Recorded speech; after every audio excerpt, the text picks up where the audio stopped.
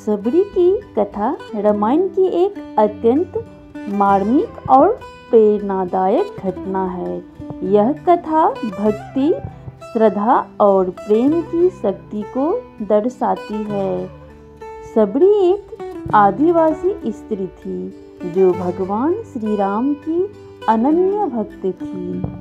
आइए इस कथा को विस्तार से जानते हैं। सबरी एक वनवासी आदिवासी महिला थी।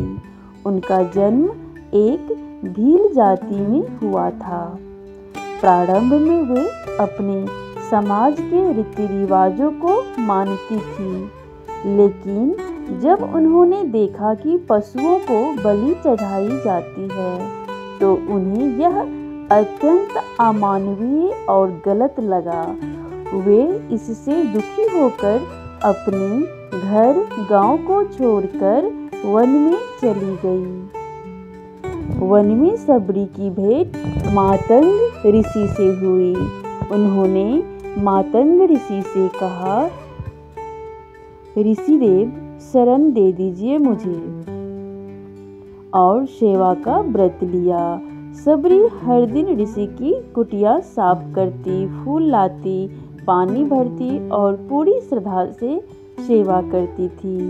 बाकी शिष्यों को यह अच्छा नहीं लगता था कि एक नीची जाति की स्त्री गुरुकुल में रह रही है, लेकिन मातंग ऋषि को सबरी की भक्ति में कोई संदेह नहीं था।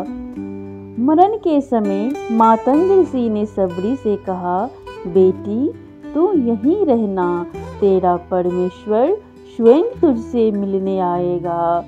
मातंग ऋषि के वचनों पर विश्वास करते हुए सबरी हर दिन श्री राम की प्रतीक्षा करती रही। वह रोज झाड़ू लगाती, फूल सजाती, जंगल की मीठे बेर इकट्ठा करती और यह सोचती कि जब श्री राम आएंगे तो उन्हें यह फल अर्पण करेगी। वर्षों बीत गए पर सबरी की श्रद्धा में कोई कमी नहीं आई।